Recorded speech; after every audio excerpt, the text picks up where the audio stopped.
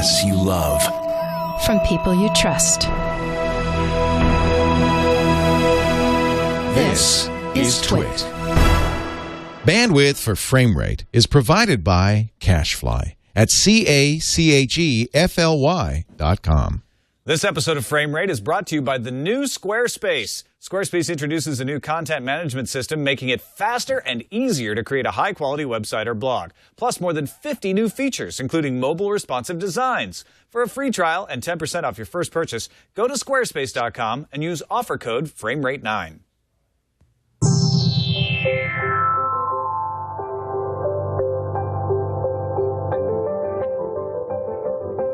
Slap that ass, and I mean, we can do interviews, calls, and the best part, dude, is we can put it on the internet, so there's no rules, no TV execs breathing down our asses the whole time. We can do whatever we want. I don't know, dude.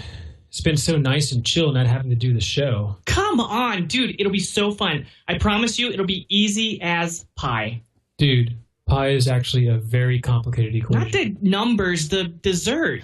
I don't know, man. Dude, easy as pie. I don't know. Motherfucking pie. Come on, little monkey, baby. Come on, little monkey, baby. Everything gonna be a pie. Motherfucking pie. Come on, little monkey, baby.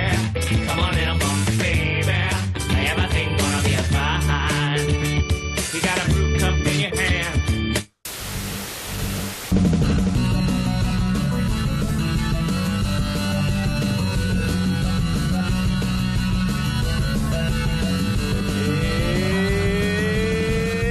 Frame Rate. Yeah! Welcome to episode 92 of the Frame Rate. I'm Tom Merritt. Hey, dude, I'm Brian Brushwood. We're about to cross over into Century Club now, aren't we? That's amazing. Yeah. Oh, yeah, just a couple months here. We'll be celebrating episode 101.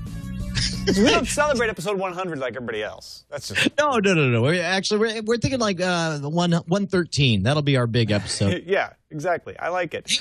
Did you ever watch Syphil and Ollie, Liam Lynch's thing from MTV? That's what those sock puppets were, by the way. Yeah, no, I love Syphil and Ollie, and frankly, it kind of made me very sad and feel very old when I looked in the chat room and someone said, "Ask your parents." Well, if you haven't heard, Syphil and Ollie are back. They have a channel on Machinima, or a show on Machinima, where they're... All it says is, I guess the first episode is out since that, but all it says is real reviews for fake games. So I think it's like a thinly veiled excuse to wedge Syphil and Ollie into a video game channel, but I couldn't be happier. Daphne is going to be so pissed. Joining us today for the show, we're very happy to have a guest, Nicole Spagnuolo from Ladies of Leet, late of the movie Licious. Yes. And of course, the woman behind the man, the Wood Whisperer. Yes, that's the show that is video content, so I thought I'd lead off with that one. But I do a lot of audio stuff, too. You can watch The Wood Whisperer on your television. Yes, you can. You should. And it's the prime reason why we own so many different devices. Yeah, is that it? Pretty much. It's an excuse. Good to have you along, and we will start by digging into our big story.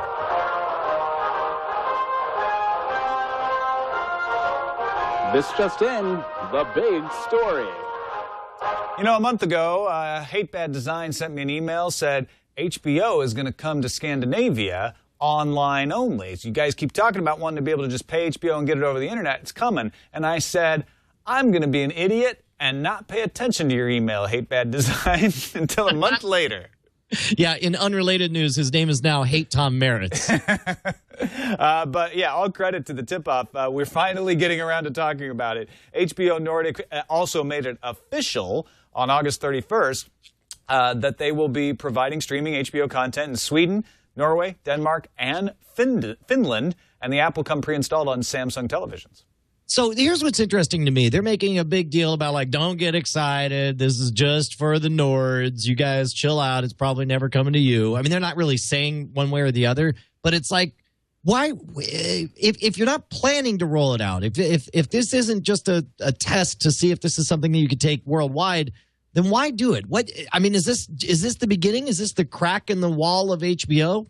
Well, I hope so. we would like it to be, right, Nicole? Yeah. I mean, this is one of the main reasons why I haven't cut the cord yet. I mean, I need HBO. So I've just kind of been holding on to it, and this would be great if I could just pay for it separately.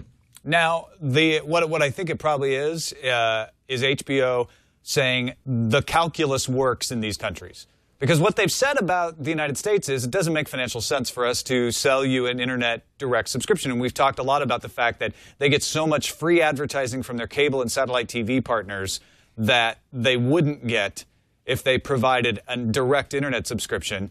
And in fact, the cable and satellite partners would probably be very angry and possibly punish them if they did that. That doesn't make sense in the U.S., but apparently in Scandinavia, not a big issue. And so they did the math. It's all about math. As soon as the math works out, they'll bring it here. I'll tell you what, man, it is astonishing to me when I look at my $160 cable bill. Yeah, and which the only reason it's that high is because I signed up for HBO for Game of Thrones and haven't gotten around to canceling it. And then I see $12.50 per month. Are you kidding me? This would be a dream. Let me buy just 3 channels that way, and I'll watch them all over the internet. Well, my prediction, Brian, is you will be able to do that eventually. Well, we should make a show where we talk about this kind of thing. Yeah, we should. But instead, we'll move on to another big story.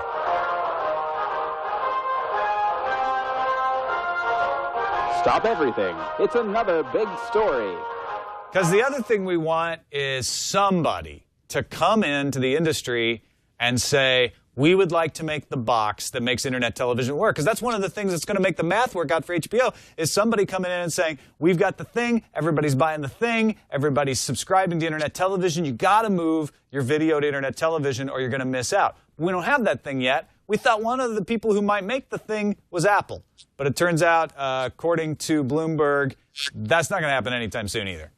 Yeah, and it just sounds like there's just too much entrenchment with existing agreements. And we had talked about this earlier this year, maybe 6 months ago, where one of the things we had proposed is that maybe the video industry just isn't in a deep enough slump the way the music industry was last time Apple swooped in and bullied them into accepting a 99-cent pricing model. Yeah, and it's just sad to see the story that pretty much says this isn't going to happen this year. Yeah, I have a graveyard of just devices that I've bought over the years, hoping that one of these would take hold. We picked up the TiVo Premiere. I was thinking, okay, this is going to be it. And we had problems with our cable card, and there was just weird things going on with getting just internet kind of content on the device itself. Honestly, Apple TV has probably been the closest. We've since digitized all of our DVDs, but there's still the menu system is still going through the computer. Just not as satisfying as some of the other devices that I've used. So and we've talked about this a lot, and I'm sure some people in the audience are like, well, what's new about this? You've been saying it's not happening for a long time. It sounds like Apple's actually exasperated, that they're talking to analysts now as if they're, over and over saying, yeah, we'd like to do this, but we're not getting any cooperation, thinking maybe public pressure might help. But frankly, what's going to happen is people are going to have to start moving away from cable and satellite subscriptions in larger numbers. People are going to have to start making these shows that exist on Hulu and Netflix huge hits to the point where the industry starts to pay attention. Otherwise, the industry's not going to budge. So you're saying I'm part of the problem, Tom? Well, I'm part of the problem too. Don't get me wrong. The problem is like we all want this, but we don't want it bad enough to really take that wild leap and just say, screw it, we'll cut the cord and figure out how to get the content later. That's what nobody's doing. And if we were doing it, then I think that Apple would be able to negotiate these agreements. Because it looks like... But I've done it with my movies. I mean, I don't go to brick and mortar stores anymore when I, rent movies. It's all digital, whether it be through Vudu or Netflix streaming. It's all digital. So it's like it's so fragmented that it's really, I can see how hard it is to bring it all together. Well, and it's not only that; it's that the way we watch movies is pretty uniform. We have different categories, but the experience is almost always the same. You want to get lost in a story for 2 hours. You sit down, you eat your popcorn, and the movie's over. But we watch television in a wide variety of ways. Some people like it just as background noise, where they want this constant feed of random stuff popping up on their screen. Other people watch it because they're watching sports program and they need to know up to the very minute, the fastest they can possibly get there, so they feel like they're there watching it live. And then other people, Tom and I, tend to be fans of long form narrative content that, so we are more into shows like Walking Dead and Breaking Bad. So I suspect that has something to do with the inability to cut the cords. Everyone's got their own unique trap that they're stuck in. Yeah, I'm a fan of long form books on video. I would like to just watch They just show the page. It's reading a book. But there is pressure being applied from the user end, and one piece of evidence of that was a recent series that Wired ran. That's yet another big story.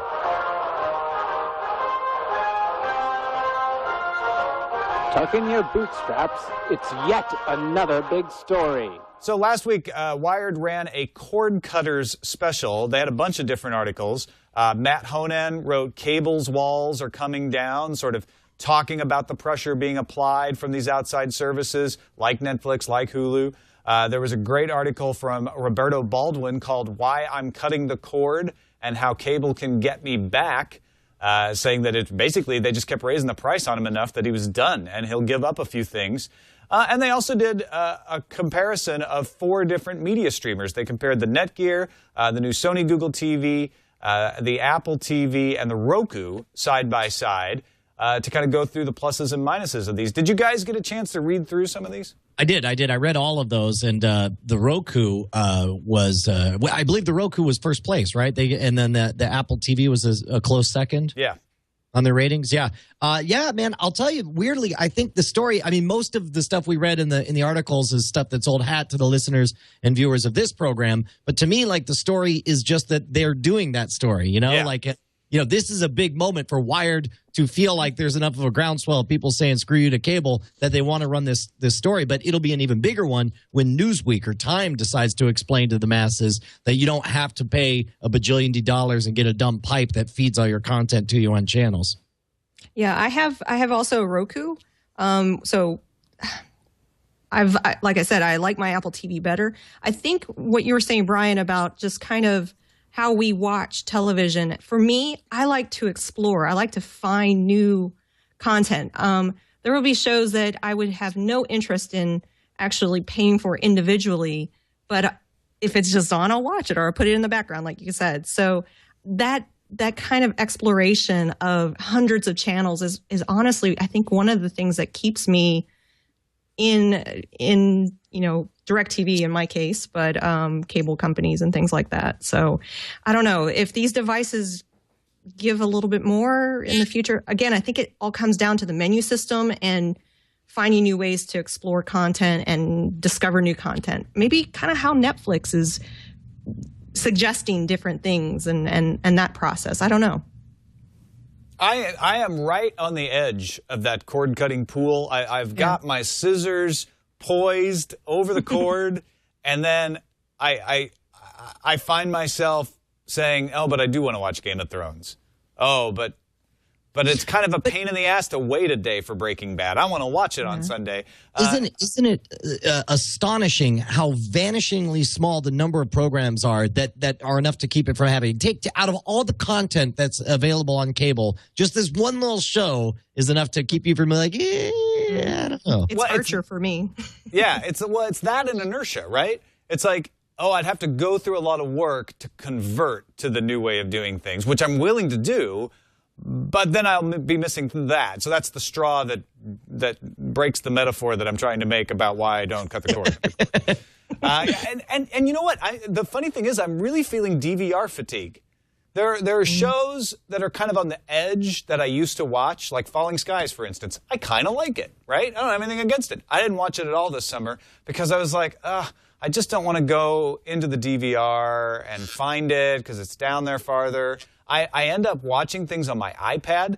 I end up watching things AirPlay. That's actually one of the things Matt Honan, or not Matt Honan, Roberto said in his Wired article is because of AirPlay from Mountain Lion, he can watch Hulu on his TV now suddenly without paying for it and just watch the ad. So he is paying for it in a way. I will talk about it in what we've been watching. I've been watching a lot of stuff online, almost exclusively with Mountain Lion AirPlaying to the television. Yeah, I'll tell you, when I think of the way Apple is able to bring so much of the novel user experience to so many of their other devices, I engage in this flight of fancy where I picture turning on the television and it just immediately begins. It just starts showing me something that it knows I'll love. And it grabs me. It reminds me of shows that I've forgotten how much I liked because it has my viewing pattern down. And then you get that experience of discovery that Nicole was mentioning and that constant feed that we like from television, but without any of the crap, you know? Yeah, absolutely. And I want it to be easy to find my shows. That's one of the reasons I've been watching things online, even when I can DVR them in some cases, because I'm like, I don't have to find out if I remembered to set the season pass right, and if I've waited more than 5 episodes, did I turn off the auto-delete? I just go and find the episodes there. Dude, I'm not going to lie. I have spent $3 just so I didn't have to get up all the way out of my chair, walk all the way to the living room, boot up the DVR, and use the slow clue, because it's just slow enough on that kludgy interface to where, you know, to discover. It's like I just didn't even want to. I was like, for $3, it'll be right here, right now. Just go. Just here. Take my money. Yeah. Yeah. I think that's the principle that is underestimated quite often is how often that seemingly ridiculous transaction will actually happen. For sure. Absolutely. Absolutely. Okay. Well, let's take a break. For doing that. What's that? I said thank you very much to Wired for doing that series. I think it's great that in case you know the editor-in-chief over at Wired is watching our show. Yeah, in case if you're out there, good job. You guys rock. Let's take a break and thank our sponsor, Squarespace. Have you heard of Squarespace, Brian? Square what? Squarespace. It's a web hosting site. No, the web, dude. I hear there's big things. You know, I wanted to make a web zone, but the problem is like I don't know HTML, and I'm not very good. I can't afford like thousands of dollars to hire some kind of artist to make it. So if you know a good artist who's, you know, maybe $500, I'll pay for a website, but I just don't want to have to learn it myself. What if I said there were dozens of templates, more than dozens actually, a ton of templates that you could use that just look good right out of the box, and all you have to do is like create the content. Go on. And what if you could try out the templates with all your content, even import your own blog? Oh, no, I know how these free trials go. They get your credit card. No credit card. What? Nothing. You don't have to use a credit card or anything, just the name of the site. Oh, my gosh, that sounds amazing. And I could just sign up. I could be online instantly? Yep. Wow. Well, this sounds like it truly is the best way to create a high-quality blog portfolio or any other kind of website. I would love to. In fact, when I check out, it'd be the only thing that would make this better is if when I checked out using this product and or service, I was able to do some kind of code to save money and kick some dollars to frame rate. Not only will I give you a code that will do both of those things, but I will free, no extra charge, I will redesign your website on the fly depending on what device people are using to look at it. That's amazing. So if they're looking at your website on an iPad, looks perfect on the iPad. But if they're looking at it on a Samsung Galaxy Note, looks perfect on the Note. Just automatic, like that. Boom, boom, boom, boom, boom, boom. It's like having 1,200 very small and talented web designers like communicating with the person who wants to look at your site and then tailoring it for them.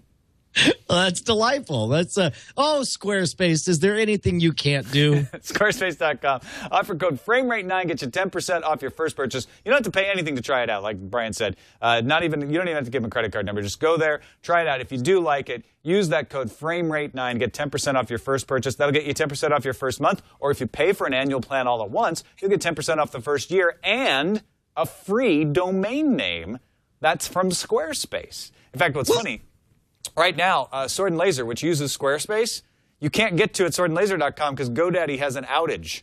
Yeah. But if you go to swordandlaser.squarespace.com, it works just fine. Brilliant. The Squarespace is up. Brilliant. So if we had the free domain from Squarespace, we'd be golden right now. Yeah.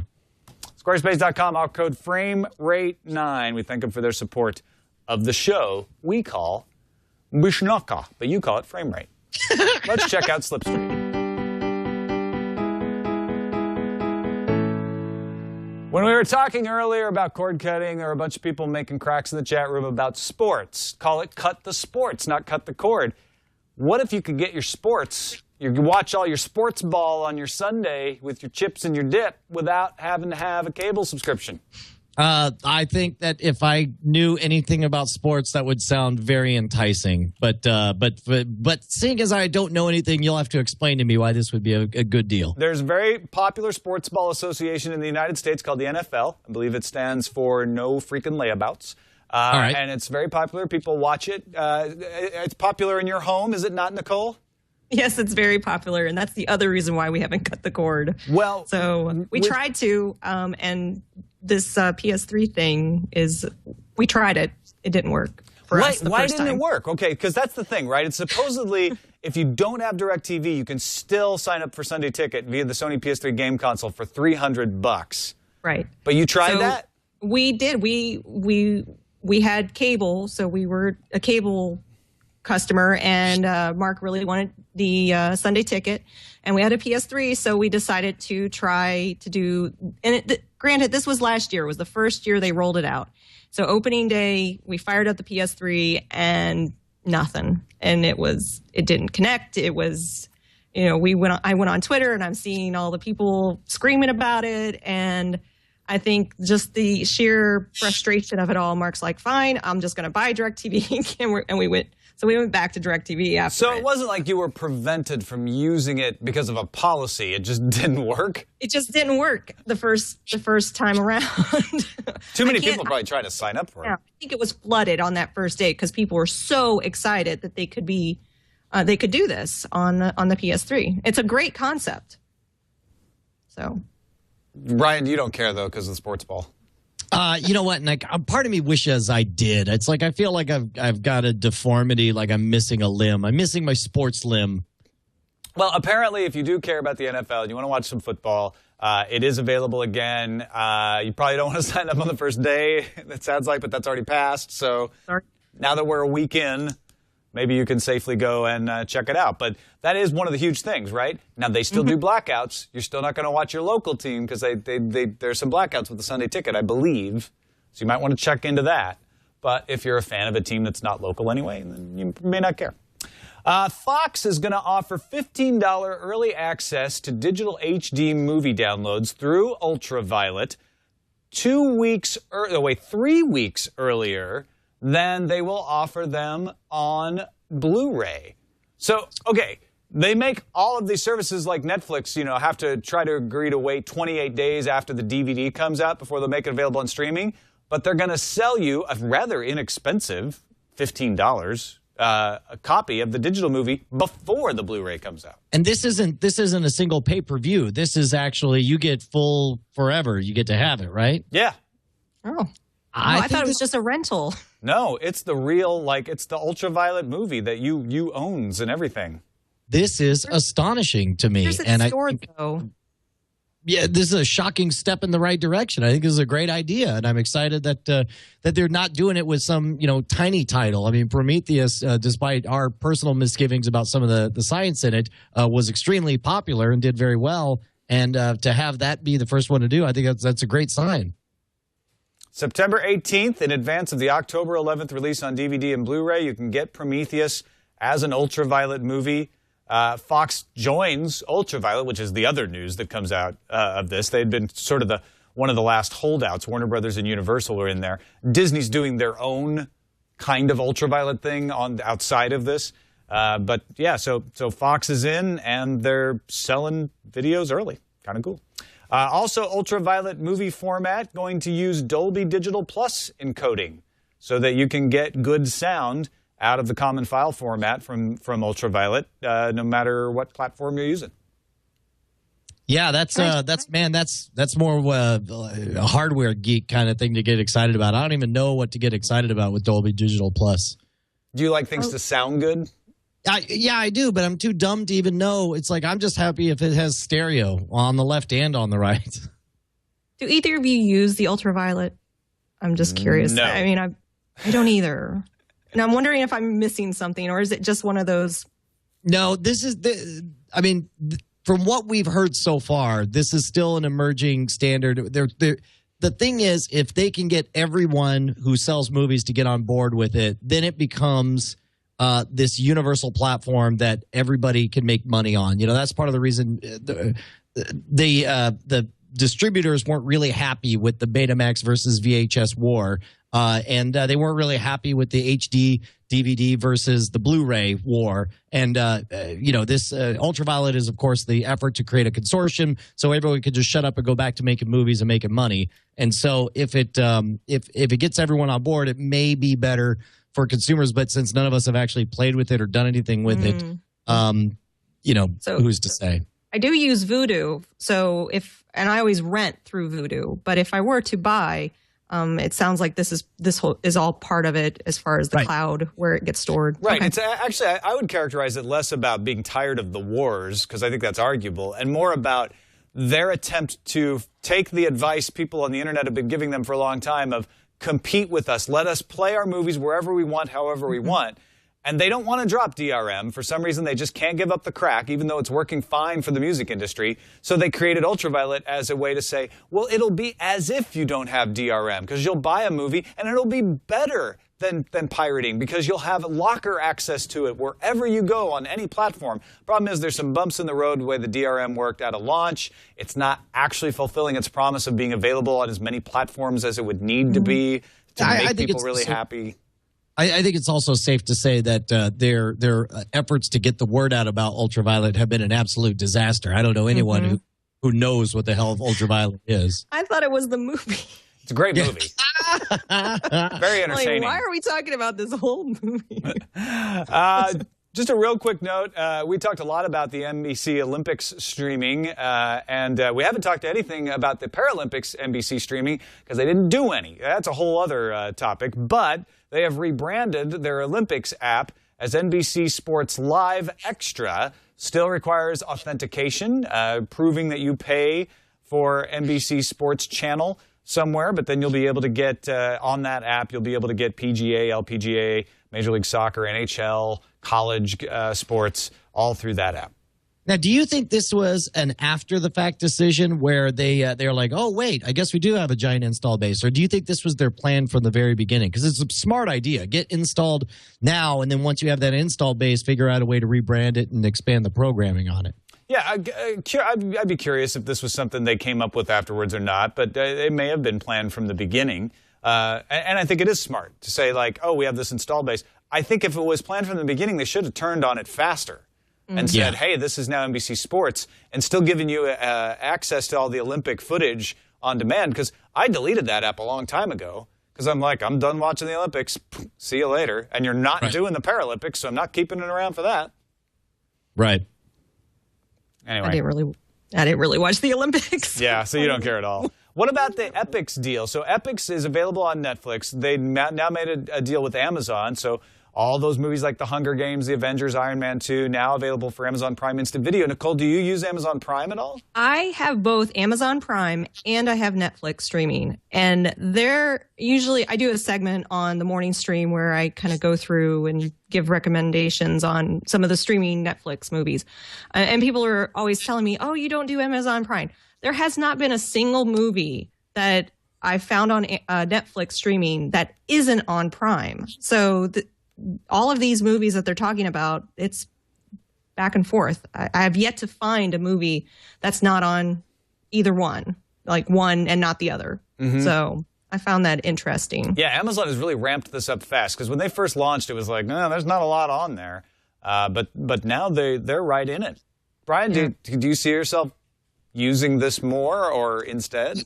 We've talked about this before. Like I'm weirdly, when it comes to this kind of deal, I'm totally ignorant of the different brands and the different players in the distribution game. All I know is as being Mr. Dumb Netflix consumer, I read this article and I'm like, more good movies. I'm like, all right, cool. More good on more platforms. So it's until I'm in that moment when there's something I want to see and I go to turn it on and it's either there or not. That's it's hard for me to really wrap my mind around carrying around this until I have that visceral encounter where I want something and then it's either there or not there because of a deal like this.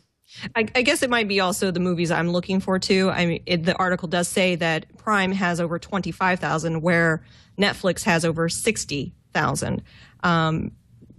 Again, maybe it's documentaries they don't have. I don't know. Netflix has a lot of documentaries. Yeah, if you've noticed. It's quality, not quantity, too, right? Yeah, it's what you're exactly. looking for that makes the difference. Exactly. Yeah. All right, let's move on to the tube tops. These are stories about the things you use to play the things to watch the things you want to watch. They're about the things that you put on the other things so you can watch things. LG's 84-inch 4K TV shipping next month for only $20,000. That's $5,000 cheaper than the other one we mentioned. Oh my God, it looks so amazingly big. 84 is 7 feet wide, and the resolution, we've already talked about this before. I want this just to power my interactions with my computer. I want a video wall instead of having 4 monitors. This is ridiculous. You want to play Skyrim on it, don't you? I do. I really do. It'd be amazing. So, yeah, I can't let my husband see this. Whenever he sees a new, bigger television, we have to get one. Our biggest is 72 right now. 3840 by 2160. That is on a 7-foot wide display. It's gorgeous. And only $20,000. Only. Order now. You know, you can get the 55-inch for $9,500 from Toshiba. I'm just saying. Yeah, but it's amazing how fast the prices come down on this kind of thing. I remember hearing maybe it was this exact same amount of money that Mark Cuban got for a giant, the biggest high-def screen available at that time. And I think that was only, 7 or 8 years ago. Yeah. So it's astonishing that we're seeing such a... And it's funny. There's almost zero 4K content out there. Unless you go shoot it yourself with a camera that you had to spend another few $1,000s on. And yet it's really expensive. Once there's actually content for you to use, this price will come way down. You're right. Sure. Absolutely. Samsung adding some Google apps that essentially give you the main experience of Google TV in your Samsung television. The Smart Hub Suite is getting Chrome, although no Adobe Flash support, so no Hulu in your Chrome. YouTube app, updated from the previous version, so it's supposed to work better. And Google Play Store, so you'll be able to add selected Google TV apps to your Samsung TV. Man, I hear this and I get all excited because I think, maybe this is it. Maybe this is the television that just has the set-top experience that I want built in. But then I think, I just think of how crappy my built-in experience has been on my Samsung downstairs. It's it's got the ability to do all these things, but you can tell that whatever hardware is powering it. Is there any mention of what kind of hardware is running it or how smooth? No, because this isn't about the particular models yet. They haven't announced what models it's going to run on, so we don't know what kind of hardware is going to power it. Big thumbs up, hooray for the integration. I think this is a step in the right direction, but it's just it comes down to how much power they're going to give it because if you looking at the difference when you use an Android type interface or a Google TV interface on an underpowered device, you feel it. It feels laggy, and I can see just not even bothering with it. Nicole, where do you stand on the great set-top box or built into your television debate? Probably a set-top box because we spent a lot of money on our TVs, so I really don't want to get any more TVs. Our families have been outfitted with all of our hand-me-downs, so I've been personally looking for the set-top box. I have upgraded my DVD player to try to get this same experience. Again, I haven't found it yet. I feel like we're so close to it, it's in our grasp, and we just need someone to figure it out and bring everyone together. Damn it, Apple! Why couldn't it have been hold you? hands and sing? You could have been a contender. Hey, you know what? Maybe it's the popcorn hour. They're launching the A400 streamer for €289 this October in Europe. Popcorn Hour A400 does 3D. It's dual-core video processor. Can process 3D Blu-ray content, at least ripped content. Doesn't actually have a Blu-ray player. Can dock a hard disk for content storage, SD card reader, HDMI 1.4, eSATA, USB 2, and USB 3. On top of giving you access to your own content, the app market gives you YouTube, BBC's iPlayer, and 90 or other so free premium channels. Holy cow. That thing is expensive, though. Over $500 for this thing?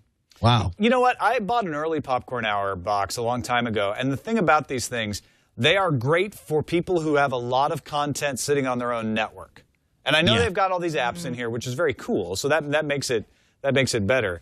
But they really are designed for the folks like, you know what? I've got all this amazing content that I legally made backup copies of and keep on my hard drive on my network. How do I sling it around? This would be a good device for me then. So that's what we do. Because that's what you do. All right. Yeah. Well, good to know. Maybe you should check it out. It's, invest in some euros. Let's move on to Film Found.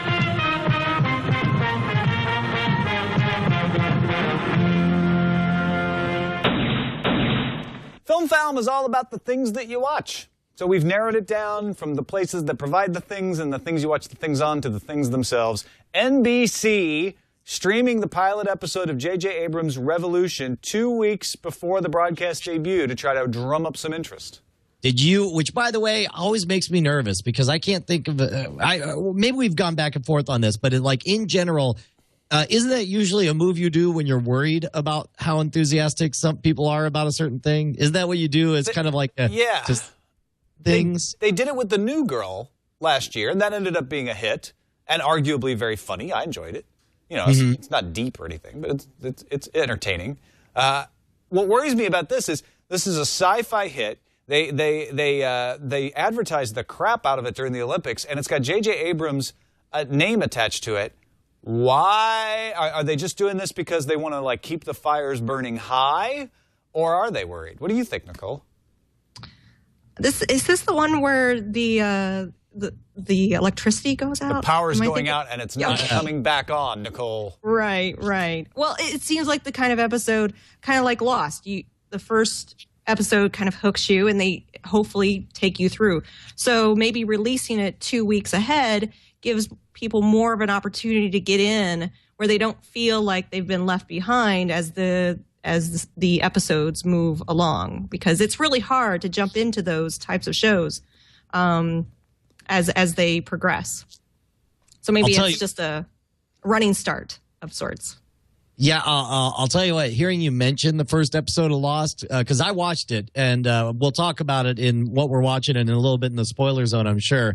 But, man, it's not even near in the same league as Lost, really? as far as the story goes. Yeah. Well, we'll save that for what we're watching, because I watched it too. Let's talk about Joss Whedon, though. In the world of Jays who make great television, Joss Whedon is greatly admired, and apparently working on a TV pilot for S.H.I.E.L.D., an offshoot for Avengers. Now, he says it'll take place in the same universe, but it will not it will not interact with the storylines of the movies. It will be independent of that. And his brother is actually going to be doing most of the work on it, along with Marisa Tancherain. I can never pronounce her name, and Jed Whedon. They're the husband and wife team, and of course, Jed Whedon is Joss's brother. Yeah, no, that's great. I'm cautiously optimistic about this. The problem is after Joss Whedon's track record with television, where it's like the pattern seems to me, let him do whatever he wants and then immediately cut the balls off of it and then cancel it after 12 episodes or whatever. So it's like I'm hopeful that the success of the Avengers allows a new runway for his shows to take off from. Yeah, and Josh said he will direct the pilot if his schedule allows for it, and just sort of pop in now and then. Does this sound like something you'd want to watch, Nicole? Yeah, I was a huge Avengers fan. I loved all the movies. It sounds like it's going to be a fun project for them to get in and work together on too. So maybe it'll have the same fate as Buffy, where it lasted for a while. Let's hope for Buffy, not Firefly. Dollhouse. Or Dollhouse. There will probably be a lot of singing, though, is my guess. The S in S.H.I.E.L.D.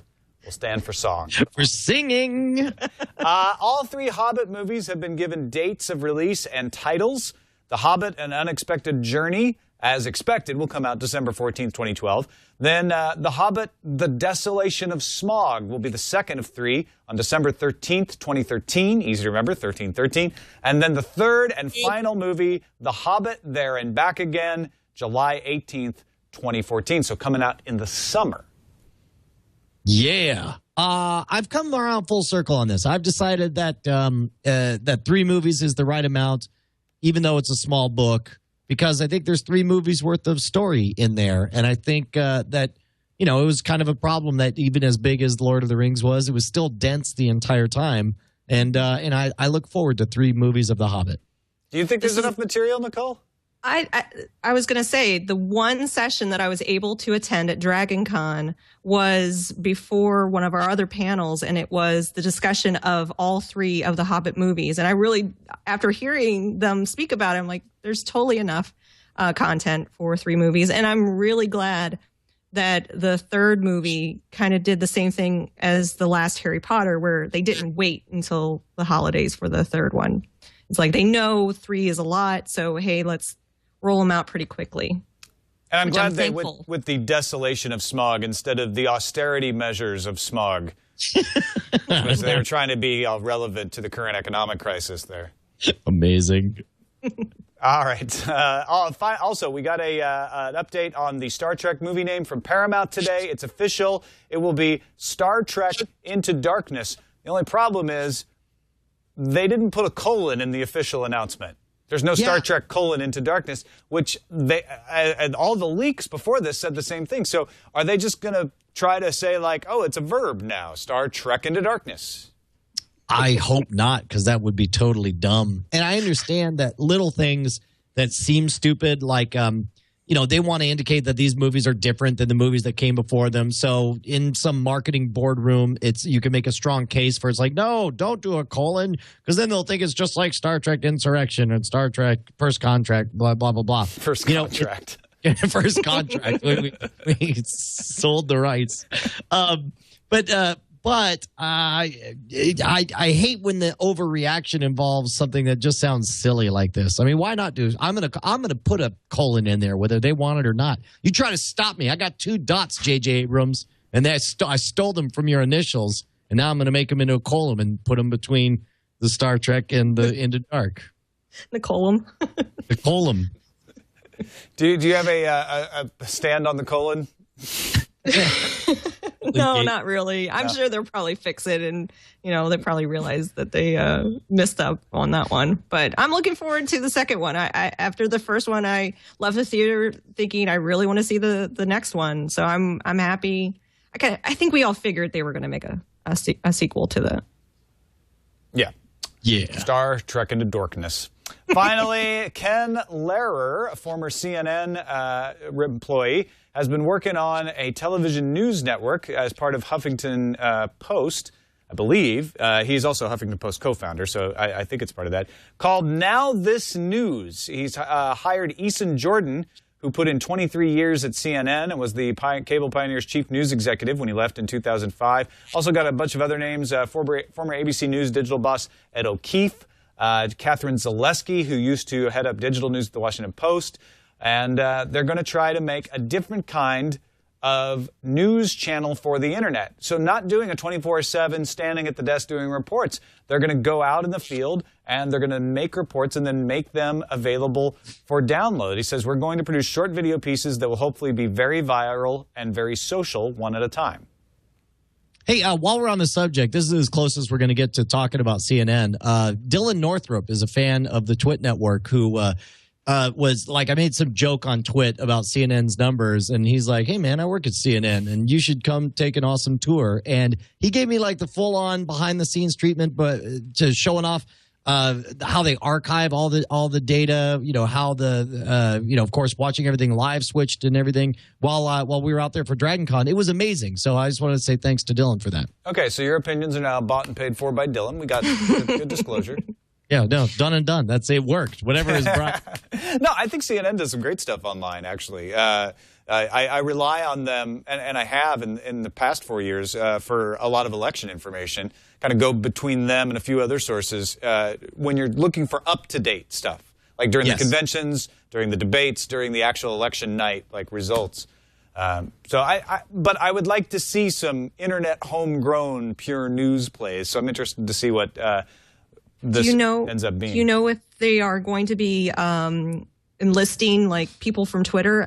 I know my local news people they tend to kind of bring in outside, on the street kind of reporting, and it would be kind of cool to see, CNN kind of take a hold of the Twitter and Facebook kind of medium that the news is happening no matter what. So why not take advantage of it? CNN does have their own citizen reporter program. They've got in trouble with it a few times. Now this news sounds like, and this is not, remember, and in case this was confusing, now this news is not part of CNN. Now this news with Ken Lehrer sounds like they're going all pro. Like they're hiring pro staff, and it's just going to be authoritative reporting. Gotcha. But they do have a Twitter account. So that's the tie-in. That helps. Here, nice save. Well done. Let's move on to premiering this week. Premiering this week. This is what's premiering this week. Check it out. There are a lot of movies premiering this week. A lot of good movies as well. I guess we got the retread. Well, we got Finding Nemo 3D is, of course, it's just the same thing, 3D. But freaking The Master is coming out. And by all accounts, Paul Thomas Anderson is knocking it out of the park again. Also, Resident Evil Retribution, which I didn't even know that was a thing. And there's no show times or rating or anything, but if you're a Resident Evil fan, you got to be excited about that. Sure. Not really. I'm a Resident Evil fan, and I'm not excited about it at all. Why not? They've steadily gotten worse and worse and worse. But it's disaster porn. Things will be, disastrous. Yeah. I don't know. They should just let it. They should have just stopped after the second one. But I guess they got to keep moving on. I don't know that any of the rest of these are really tickling my 10 trigger. years looks like interesting. I love Channing. How do you say his Channing Tatum? Channing Tatum, yeah. I really like him. Loved him in 21 Jump Street. That was a total unexpected enjoyment from that film. So this 10 years, I love these kind of high school reunion type films. So if I had the time, I would go see this one. I had a crush on Leia Thompson in Back to the Future, so maybe I'll go see The Trouble with Truth. I don't know. Man, Trouble with Truth. Right. So there's that. Okay, look. So I just want to jump into what we're watching. Can we do that?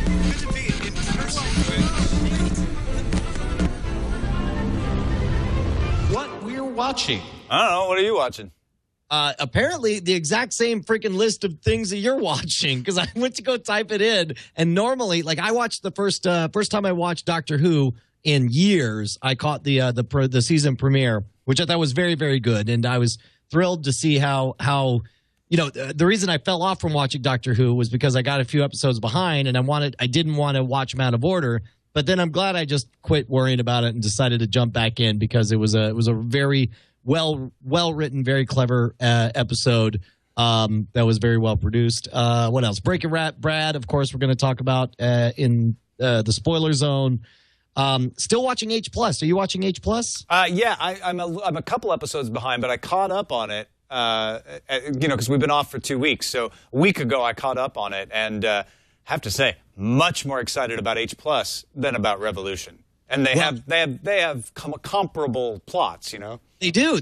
It's essentially the technology that we come to rely upon betrays us, essentially, and goes away, and we have to figure out where to go from there. I'll tell you, and of course, I watched Revolution. Do you want to talk about Revolution right now, or you want to save it for the spoiler zone? No. Let's talk about Revolution right now, because I don't think it's that spoilery. It's just the pilot. We don't have to really spoil anything. I just thought it was lackluster. I thought it dragged. I was never compelled, and I'm set up to love this. I love myself a post-apocalyptic scenario. I love the premise. The shots when they go from, because the premise is, and you see this in the trailer, is that the power goes out all over the world, and then they jump ahead in time, and it's the world kind of trying to deal with the fact that there's no more electricity. So, the overgrown downtown areas, the buildings that have fallen down, the plane crashes straight out of Flash Forward. I don't care. Love to see that stuff again. And then, they go through these iconic scenes. So you see the Arch in St. Louis with Ivy growing up, and they walk past Wrigley Field in Chicago, and it's just desolation. I'm loving it to that point, and then it just falls away. But here's what I think is the problem for me. As luck would have it, I also happen to be reading the book 1 Second After, which came out a couple of years ago, and it postulates, what if some terrorists detonated a nuke in space that essentially EMP'd all the United States. And what's fascinating about it, I'm about halfway through now, is the detail in which you get this slow dawning realization of the horror of what happens without our technology and how little things like infections become very, very big deals. And you watch the breakdown of communities. All of a sudden it becomes us and them, and there's the outsiders who happen to be on the highway when the EMP hit versus the real town folk or whatever. This Revolution just jumps over all of that stuff and jumps to this homeostasis situation where it's like, I guess you got a whole bunch of republics or whatever, and I couldn't get over how pretty everyone is and how fashionable their clothing is. Like, it made me mad. It took me out of the story repeatedly to have these pretty, well-maintained, clean, fashionable people that I just wanted to punch. The mystery is even less compelling than they made Flash Forward, which the book Flash Forward is fantastic. They kind of water it down a little bit on television. But I don't care about the mystery here. I'm just like, okay, that's the thing that's the mystery. But yeah, I'm not intrigued about what it is. I know it's like they might as well have held it up and said, okay, here's the MacGuffin. Take it. Because this is what everybody's going to be chasing after. And like you said, like, I don't really care about the characters. It doesn't have any of the suspense that I get from an H+. It doesn't have enough disaster porn to really like keep me interested in the post-apocalyptic side of it. It just agreed. How many years again is it after the electric goes off that they start those? 10. 15. Really? 15. Okay. Yeah, they look too good for 15 years. they need some, you know. It doesn't even. I mean, it reminds me of Jericho in some places. Yeah. It just doesn't have the compelling narrative that Jericho had. It's sort of like, we're cut off, what's going on? And it seems like, let's go to Chicago. Okay, next thing you know, we're walking past Wrigley Field. Yes, and I think that's what really bothered me because, and maybe it's partly because of the book I'm reading right now, would travel in a situation like this becomes horrific. You just can't get anywhere. Nothing's safe. I'll tell you what, if you watched The Road, if you read The Road, it's like, let's go walking down to Chicagoland. No big deal. It's like, no, it wouldn't be like that at all. Yeah. And I understand. You could tell whatever kind of story you want. It doesn't have to be The Road, but it should at least have a nod to that kind of thing. And instead, it feels like Land of the Lost to me or something. It just feels like I don't buy any of it, and that's a problem. I got to give another plug-in for the booth at the end because I started watching it, and I just started eating it like candy. I'm not quite done with season 2, which is the season that Hulu actually commissioned directly. The first season aired on City TV up in Canada, but they're all good. It just makes me want to eat pie at a diner, and it's so funny. Like, without any of the masterful sets or the disaster stuff that Revolution has, the booth of the end just has a guy sitting in the same diner seat in every scene, and it's much more compelling characters, much more compelling narrative. Yeah, I feel like Revolution totally dropped the ball. I can't name a single character in the entire thing. I know I kind of like Fring and the guy from Twilight. Right. It's like I kind of like the engineer guy. That's all I got for. Nicole, before we go into feedback, what have you been watching? Yeah. Stuff completely opposite to you guys. I am a huge fan of Louie on FX, and I've been watching. That's one of that and Archer are the two shows that really I can't give up. I gotta watch Archer for those two. I don't know what's wrong with me. Both of those shows are definitely two of my favorite shows on television right now. Especially this last episode of Louie, it was all about him losing one of his daughters. So as a new mom, I'm like, oh my God, that's my worst nightmare. But he finds the episodes are hit and miss. There are times where I will watch an episode and laugh and relate, but then there's other episodes where I'm depressed. They're just depressing because there's so much truth to his comedy, and I can't recommend that show enough. It's such a great show. And then on the opposite end, I like sometimes watching Wipeout. It's the worst show on television, but I laugh so hard. It reminds me of the movie Idiocracy, where the show was. Everybody watched the show Ouch My Balls. Right. So That's it pretty kinda much the reminds me same as show, our- right? What's that? It's pretty much the same show.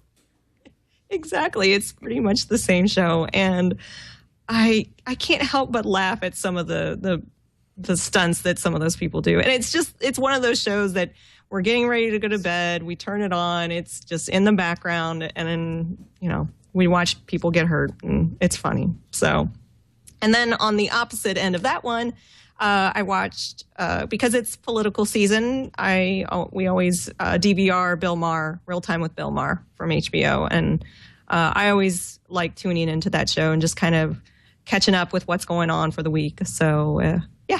So what do you do what I've to been balance watching. the liberal propaganda you get from Real Time with Bill Maher? I don't mind it. That's probably why I like it. All right, fair enough. Let's see what's in feedback. Now it's time for feedback with Brian and Tom on Frame Rate. Oh, yeah. Todd Kelly in Oakland, California says, just play the video. And so we will. I I guess I surprised Jason. I didn't warn him. that Here, I was gonna I do it. actually have it queued up just in case. Here we go. Check this out. Hi, my name is Todd Kelly. I've been a cord cutter for about 5 years. Currently running XBMC on a Mac Mini. Highly customizable. I love it. Can get a lot done with it. Streaming sites, I can run Hulu, Netflix, and Amazon, and some other things. But the best feature is podcasts. So I can actually get to my favorite Twit podcast, which seems to always be set on Frame Rate. Yeah. There it is. So, and then we get 30 seconds of watching it actually slowly load. But thank you very much for the note, Todd. We're glad. I kind of like this. I want to see people's setups. I'm glad. Make sure to send us audio letters or little notes like that by video as well. We love that. Yeah, thanks, Todd. That was awesome. Our Serendipity says, I just watched the last episode of the show, was totally surprised to hear that I was in fact #1 in the movie draft. As the supreme badass, I just have one question. Do I get a trophy too? No. The answer is no. Nope. But you do you get this high five. In order to redeem your high five, put your hand up against the monitor now. Boom. There you go. Congratulations. On Saturday night, says Andy Bell, I came to a terrible realization there may not be a way to get the new upcoming season of Arrested Development on DVD because the new season is coming to Netflix. I wonder if they will ever release a physical version or at least allow you to purchase it elsewhere. Any thoughts on when Netflix might release or if it might release a DVD version of Arrested Development? This is really weird because on the one hand, they could certainly make money with it. But on the other hand, the whole purpose of their model with Netflix instant streaming is to disrupt the way you think of content ownership. And if it's a case where it's like, man, I don't know. If you were going to bet $5, would you say they will or will not release a DVD set? I would say will. But it's not them that's releasing it. It's the production company that's making Arrested Development, negotiating the deal with Netflix to be exclusive to Netflix, saying as part of this deal, we get the right to release this on DVD and collect a certain percentage of the royalties for us. And Netflix says, great, cut us into that and maybe put a little bit of our branding on it. But the production company wants that money for sure. We also got an email from Jake about a horrific experience where he had his first dust up with DRM where he was buying all this stuff thinking everything was great, but then everything went bad for him. It's a long letter, though. So instead, I'm going to skip over to our friend, Derek Chen, who chimes in on the YouTube adverts. He says, what you guys are referring to is the in-stream TrueView placement, where a user can opt out after 5 seconds after an ad begins. Some points about the ad unit. First of all, the advertiser only pays after 30 seconds or upon ad completion if less than 30 seconds, even though opt-out begins at 5 seconds. While most internet pre-roll ads are limited to 15 or 30 seconds, TrueView allows an advertiser to use a much longer video. It works great for entertainment when you can use extended trailers or gameplay videos for video games.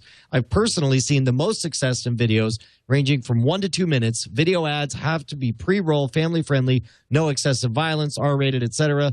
Hopefully that gives a bit more view from the other end of the ad. I love these inside tidbits that Derek sends our way. Yeah, no, it's always good to have that other side. And I have to say, the ads that I like on Hulu, which is different than TrueView, what he's talking about, but it relates because the ones that I like on Hulu most are the ones that are like the 3-minute music video where it says, watch this now before you start your show. I was running into this on Booth at the End, right? And then you won't have any more ads the rest of the show. And you get, like, it's Absolute Vodka is the sponsor, but you barely see them. It's not like they're shoving it in your face. and you get to watch some pretty good music videos, which is enjoyable. And I still retained the sponsor in my head, you know? Yeah. So they didn't have to, like, overdo it. Absolute has been pretty savvy on their web marketing. Well, what Absolutely. Was that? They had Spike Jonze direct and write that short film about the robots. Like, that was presented by Absolute, but I don't think you ever even saw Absolute in there outside of, like, we paid for this art to be made. Yeah, it's smart stuff, and I love the fact that the internet is finally getting around to doing a lot more innovation with video ads as the money moves there. Hey, we're not getting money for that. Put that away. I'm sorry. I don't know. They're not paying us yet. Sorry about that. What are you that. doing? That was like 6 months worth of advertising for them. You held it up so long. Sorry. All right, that's it for this episode of Frame Rate. Thanks, everybody, for watching or listening. And Nicole Spagnuolo, thank you so much for joining us. Good to see you again. Thank you so much for having me. I had a blast. I love the show. Remind people about the Wood Whisperer, what they'll find there, where they can find it. Yeah, thewoodwhisperer.com. You can find woodworking videos, how-to videos on how to woodwork. The days of woodworking content on TV has been kind of fizzled away. So we've picked up the torch and we do it online. And you can find the Wood Whisperer in HD on pretty much any of your set-top boxes. So yeah, it's a great little. It's the kind of thing that you used to find on like a DIY network or at HGTV, and it's really hard to find anymore. And you guys are doing a great job leading the charge in that particular arena of, hey, we can make good content on the internet for folks. Exactly. That's what we do, and we love it. We've been doing it for 6 years now. So stick around for the spoiler zone, folks, if you want to hear a little more discussion. If you don't want to be spoiled, we'll see you later. FrameRate@twit.tv is our email address. You can find us on the web, twit.tv/FR, and we stream live every Monday, 3 p.m. Pacific, 6 p.m. Eastern Time, right here at live.twit.tv. We'll see you next time, or in a minute.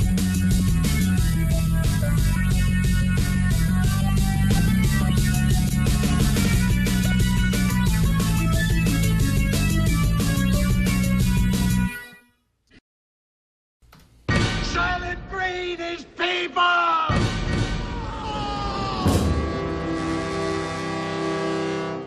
So, Brian.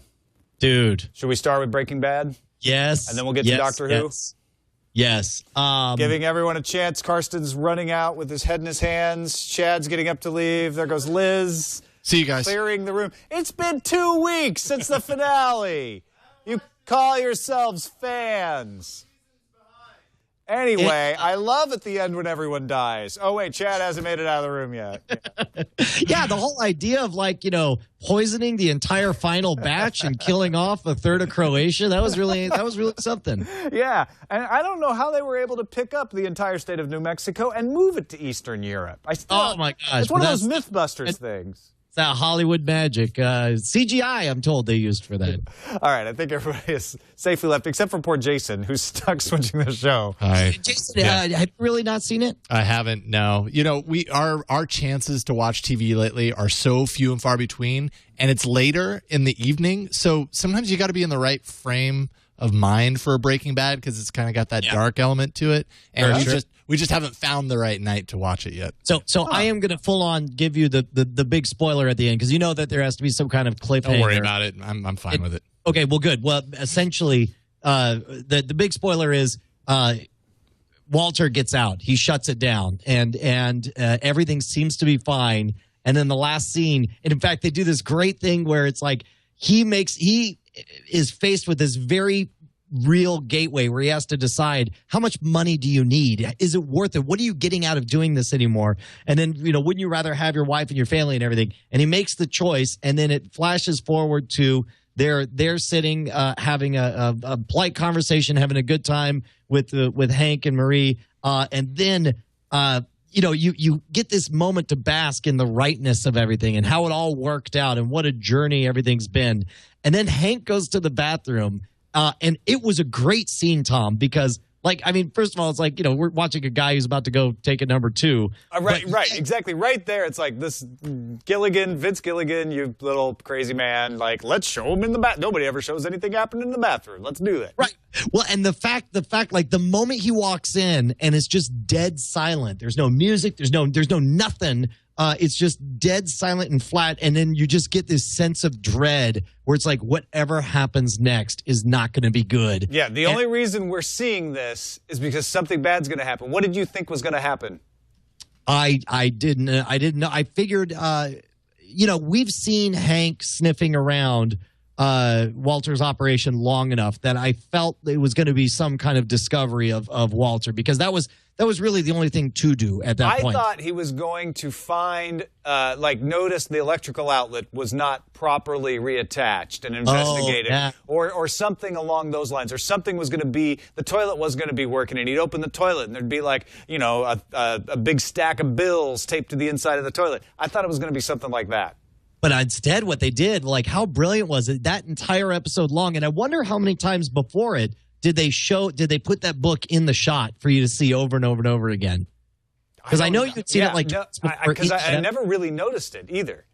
Yeah, it wasn't obtrusive. It wasn't in your face. But then the moment he pulls it and has that rosebud moment, I was just like, it's clearly defined what the adventure is for the remaining 8 episodes. Now, I already had questions even before that point. So this is the icing that makes the cake palatable, because I don't really like cake. This is the cherry filling inside the pie.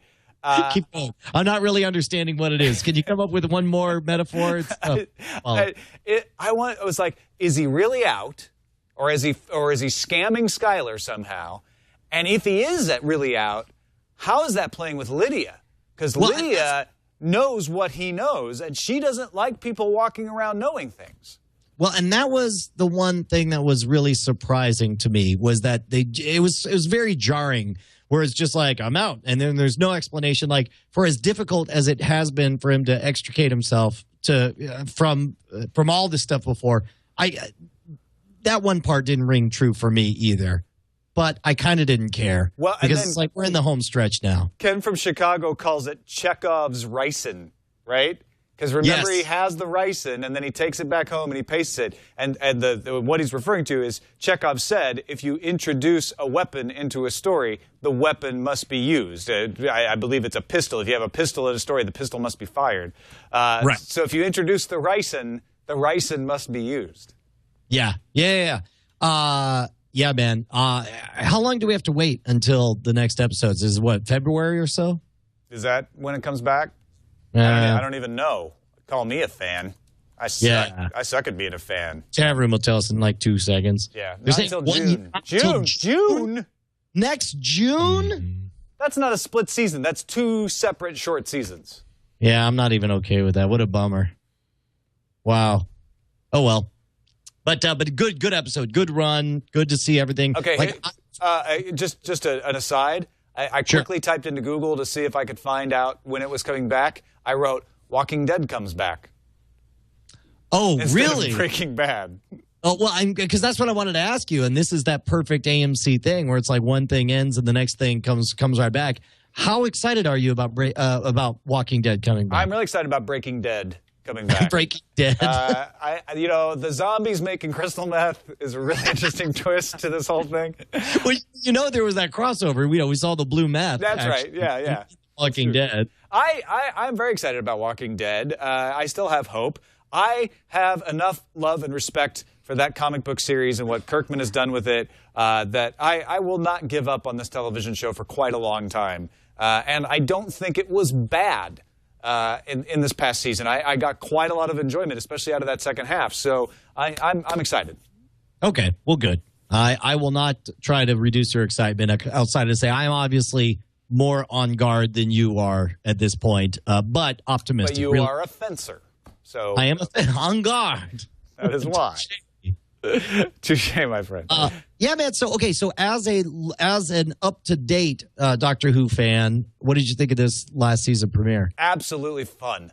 Moffat has brought it back full scale. It's not like it's been gone. I've enjoyed these past couple seasons, but I do think that I was starting to settle down into sort of I missed the Tennant years. David Tennant was better. Matt Smith's great. Won't say a word against him, but maybe I was having a little more fun before. I don't know. And this episode was like, this may be the best season opener I have seen since Doctor Who returned to television 6, 7 seasons ago, whenever. Yeah, I liked it. I could tell that I would have gotten more out of it if I had known more of the characters, besides the Doctor and the Daleks.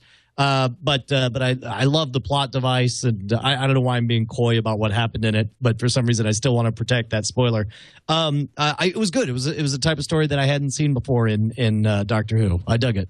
Yeah, it was well paced. It was fast. Amy Pond had more spine than she's ever had. She's never been a weak character, but she was like 10 times Amy Pondish. And I like what they're doing with the Rory Amy story. I'm very intrigued with how they're handling the character from the first episode, the young woman, because that is the actor who is playing the new companion who will take over from Amy Pond.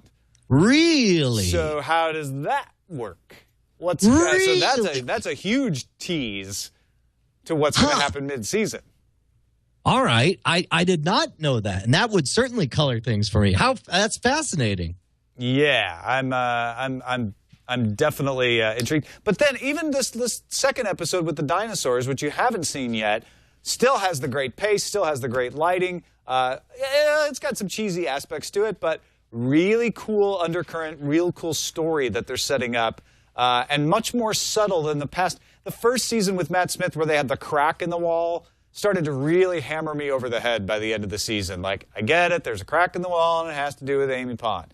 Right. But this one, I can tell already, like, it's going to be subtle and mysterious, and I can't wait.